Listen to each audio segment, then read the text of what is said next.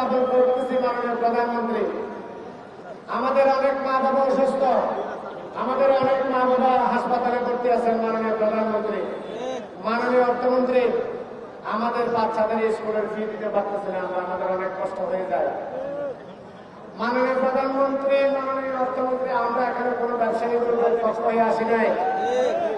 আমরা এসেছি আমাদের চাকরি, আমাদের হারানো গৌরব ফিরে পাওয়ার জন্য, অধিকার আদায়ের জন্য। মাননীয় প্রধানমন্ত্রী, আমাদের এখানে আমরা 10 বছর, 20 বছর, 15 বছর ধরে আমরা চাকরিতে আছি মাননীয় প্রধানমন্ত্রী।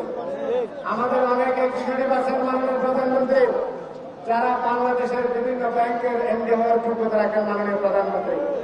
শুধু তারা জমাত শিবির না করার কারণে মাননীয় প্রধানমন্ত্রী, বাথরুমে আমরাও স্বীকৃতি জ্বালানোর কারণে মাননীয় প্রধানমন্ত্রী আমাদেরকে অবৈধভাবে টার্মিনেশন করেছে মাননীয় প্রধানমন্ত্রী। সুতরাং আপনার আসল হস্তক্ষেপ কামনা করছি মাননীয় প্রধানমন্ত্রী। অনতি বিলম্বে মাননীয় প্রধানমন্ত্রী, আমরা আমাদের চাকরি ফেরত চাই। আমরা আমাদের মা বাবার আমার চিকিৎসার ব্যবস্থা করতে চাই।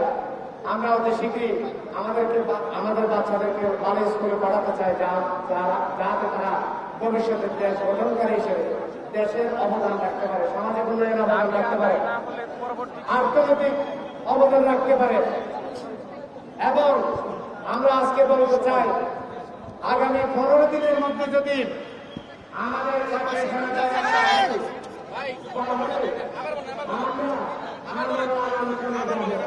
আমাদের অবৈধভাবে কোনো নোটিশ ছাড়া, কোনো কিছু ছাড়া আমরা কর্মরত অবস্থায় আমাদের জায়গা থেকে আমাদেরকে টার্মিনেট করেছিল। অবৈধভাবে মববাজি করে আমাদের 5 আগস্টের পর আমাদের সরাসরিভাবে কোনো লিগ্যালভাবে আমাদেরকে আমাদের টার্মিনেট করেছে, যার কোনো ভিত্তি নেই, যার কোনো যুক্তি নেই। 5 আগস্ট পট পরিবর্তনের পর থেকে আমাদের উপর বর্তমান অবৈধ ম্যানেজমেন্ট আমাদের উপর স্টিম রোলার চালিয়ে যাচ্ছে। আমার কর্মরত কর্মস্থল ছিল 5 আগস্টের পূর্বদিন পর্যন্ত চট্টগ্রামের রাউজান শাখায়।